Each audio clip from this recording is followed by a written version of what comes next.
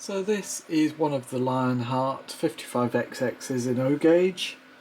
They're a beautiful die-cast model, really heavy, nice little features like the slides there, the roof lifts off so you can put figures in there. There is a firebox glow, probably only works with sound, hang on a moment.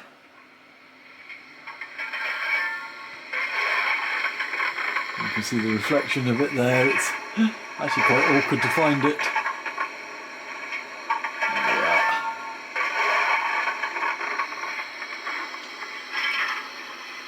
It's factory fitted with sound, and it's a Zemo sound decoder with about 14 different functions.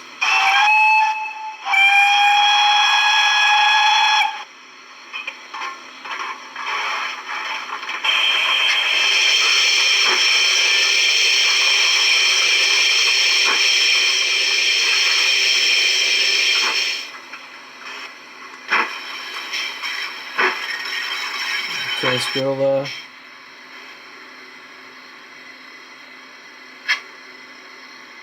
Really superb mechanism. I'll show it on a longer bit of track in a bit. But let's pop the sound off.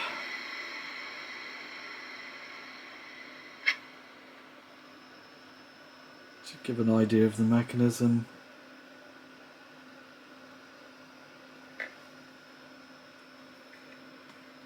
I say they're superbly detailed models. I've taken the decision now to clear out my British O gauge from the shop, so I've reduced many items to clear. It's been a hard decision, but with hundreds of items on back order for many years, it's just getting too hard to keep track of everything. And it puts an awful lot of stress on the shop's finances to constantly be finding projects coming out of the woodwork. So I've made the decision to allow me to concentrate on the German O gauge that I'm known for. We also import a lot of HO scale from Europe, where we're still dealing with REE in France, and there's people like Roco Tricks, ESU Engineering Edition. So there's lots of products coming through, and it feels like they're announcing new ones every week.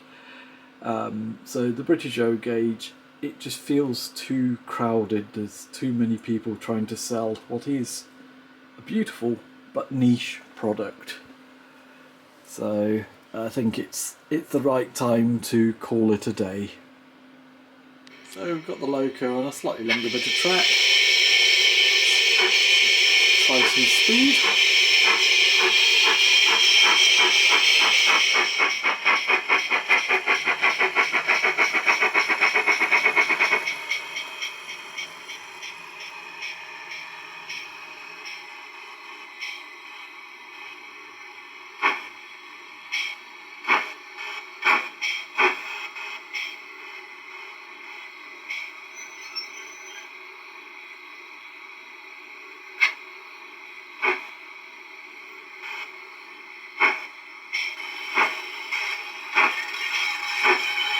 The curved squeal there, function 8.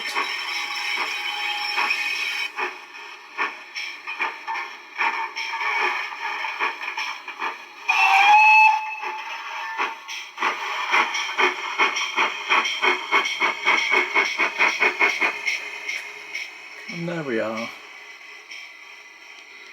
So in this run I've activated real drive. In the manual, page 10 tells you how. What I've done is set CV4 to its maximum. CV4 is the braking inertia, and the higher value you have, the longer it will take to stop. CV309 is set to a value of 7, so it's telling it that function 7 is the brake function. One thing I did find was that the braking intensity on CV349 was set to 0. It says the factory setting should have been 27. At 0 it was just stopping like it had hit a brick wall, so I've increased that value. So let's demonstrate first what happens. So as you wind up the throttle, it will accelerate according to CV3 acceleration values, and with the long CV4 it will just keep coasting, and you need to activate the brake on 7 to stop it. Oh, so close. That's highlighting the problem with having to activate the brake. So we'll try that a bit better this time.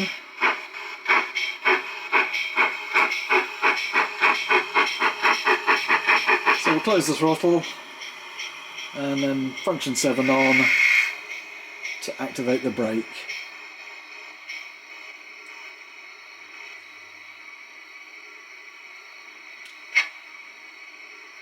So it does make you more involved in driving the loco, but then you do need to pay attention. Otherwise, when you close the throttle, it's just going to coast on and on and on. Oh, blind the brake. So it's a nice feature, but you do need to pay attention when you've turned it on. To turn it back off again, it says to set CV4 down to about 30. Take it lower, CV309 back to 0, which disables the brake function, and then you can ignore the other one. It just set normally in the background.